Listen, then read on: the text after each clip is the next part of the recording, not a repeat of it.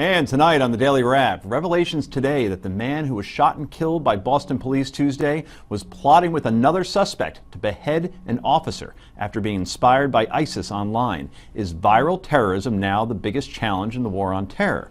The Freedom Act now signed into law. Are we more or less safe? Iran follows in Pamela Geller's footsteps and holds an anti-ISIS cartoon contest. And Hillary Clinton has big trouble filling seats at a ritzy all-women's event in Manhattan. We discuss all of that, plus potluck and yay and nay. This is the Daily Wrap, live from New York City.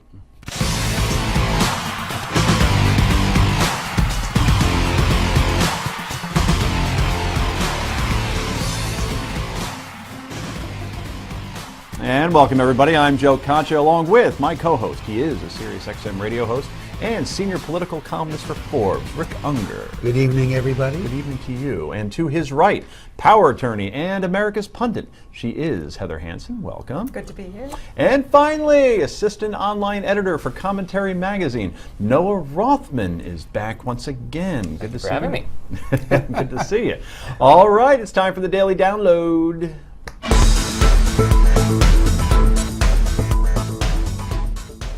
And we have new details this evening on the fatal law enforcement shooting of a knife-wielding terrorist suspect in Boston. The FBI says they moved in on 26-year-old Usama Rahim because he had talked about an imminent attack on police, as well as beheadings. He also purchased knives online via Amazon. Rahim is accused of plotting with 24-year-old David Wright, not the Mets infielder, for at least a week to attack police. Investigators say Rahim became radicalized by ISIS propaganda on social media, and that was the focus of a Homeland Security Committee hearing today on Capitol Hill.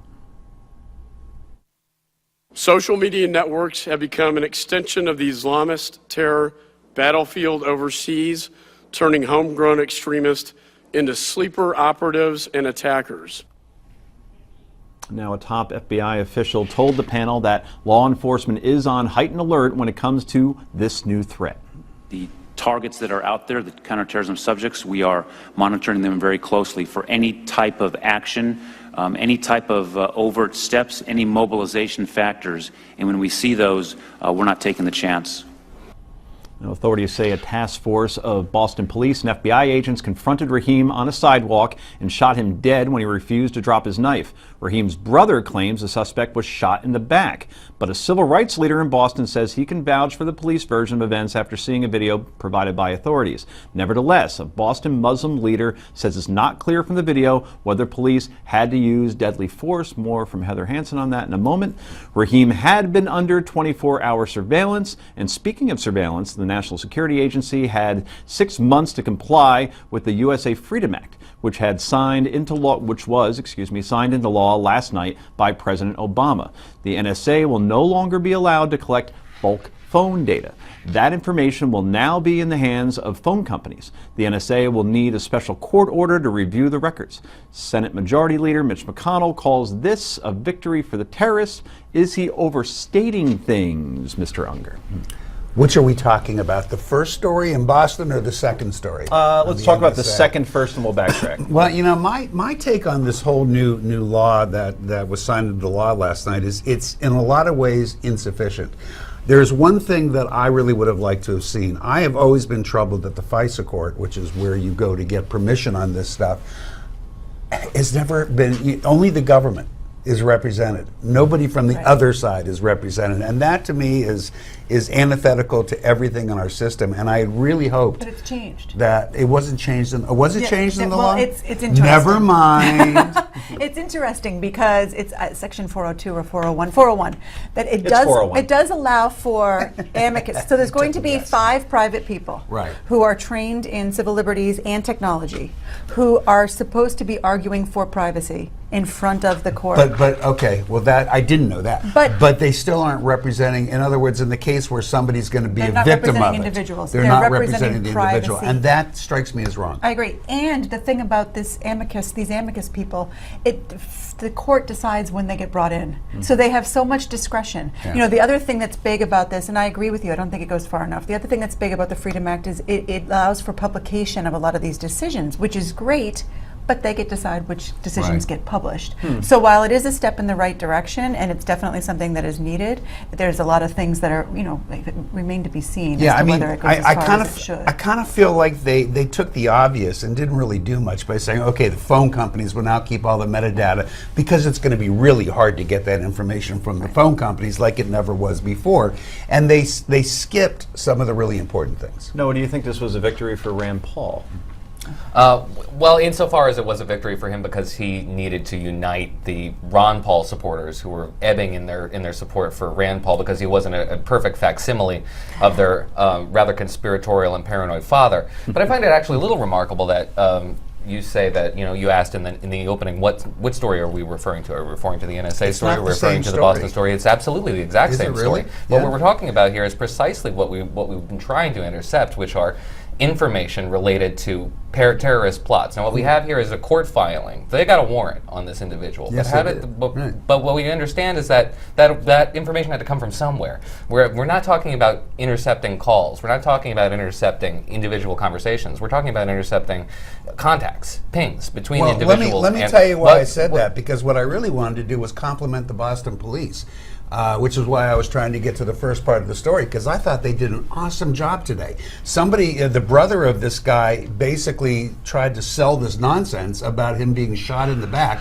Wasn't true, and instead of getting, the way police departments sometimes can, Boston police stood up and said, look, we have it on video, but we're going to show it first to the family of this guy, and then we're going to show it to religious leaders, and then we'll make it public. And I just thought, brilliant. But Yeah, how they did had they to get go that through that- intelligence is the question. What, No, the video? well, No. In other words, too how did Boston police, which of course we I all don't agree they think- did a I great don't job, think we really know yet. do how'd they we? get ahead of this is the Do you question. know how they got it? No, I certainly don't. Neither do you. Well, then, And that's I would probably continue and say the two stories are not related until you can say that they got it by metadata through phone calls. Until you can prove that this is not related, then we're both talking in circles around each Well, that's other. an interesting This is what's approach. happening is that we're hamstringing police in the pursuit of their job of keeping Americans and themselves safe, and we're creating these barriers by which they can't do their job unless they talk to the civil rights leaders. So and wait, are police the and people FBI around them planes in order involved? to Are the cut- FBI planes Allow involved? me to Because I finish my- can't allow me to prove that finish they my aren't. point. That we're creating these conditions whereby the police can't do their jobs unless they go through 5 or 6 different hoops, and only then do we graciously bestow upon them their due thanks for keeping us safe. This is an absolute travesty for Rand Paul and people like him, because just hours ago they were arguing that all of this is unnecessary, and now we have a dead individual on the streets who planned on beheading I a agree. police officer. But I do want to know, are the FBI planes involved in this? The FBI planes, I have no idea what the FBI Right. planes are Neither doing. do I. But I the agree logic that's a of your little argument disturbing, was, but you're also shifting unless, topics wait, to a wait, place no, that's a I'm little not, more because you friendly. just told me that if I can't prove it, we have to assume it's true. Well, I don't think the FBI planes were involved, but you know what? I can't prove it. So it must be true by your I logic. can't understand why It's we're moving exactly what you goalposts just unless said. you're conceding my point. But gentlemen, No, the thing 'cause is, that's what you said. There are so many different aspects of the way that this surveillance went on. It may well have been from metadata. It may well have been through a warrant, and it may well have been just day-to-day, 24-hour surveillance of him, which, as long as he was out in public with no reasonable expectation of privacy, is allowed. His co-conspirator is going to be charged, so we will learn a whole lot more about the evidence against him in the course of his trial, and then we'll be able to parse this out. And I by the think, way, a little for the bit better. record, I'm not against collecting the metadata, so I'm not quite sure why you threw that at me. I'm all for it. I think Rand Paul's out of his mind. But that doesn't mean that you take agreement. every incident. Well, we are. That's what was so bizarre about your comment. Doesn't mean you take every incident and join them together. They don't go together. No, I think Heather's point is far more accurate here, that we don't really know what happened, and more likely this individual wasn't a really brilliant conspirator. He was probably intercepted Could it have just been, being in public. could it have been as simple as just two guys that were trading some pretty salacious tweets, and then suddenly someone picked up on it and said, this guy's talking about how great ISIS is and how he'd really liked it. Maybe he was just But that stupid to that's say something electronic online. communications that was intercepted by a Correct. program like PRISM. Right. Yeah, Well, but it's not the as metadata long as they that's were covered keeping it private. under the What's that? law. That assumes that they're keeping it private. I mean, Right. a lot of the stuff that's on Facebook and Twitter is accessible to all of us. Right. But that's where, to go back to some of the scenes that we saw earlier from some of the House security stuff today, that it's actually social media that is the start of all this. Exactly. So, anyway, good discussion, everybody. Coming up next, Republicans are threatening to cut the State Department's budget as punishment for holding back information on Benghazi. Is this a good idea? Keep it right there.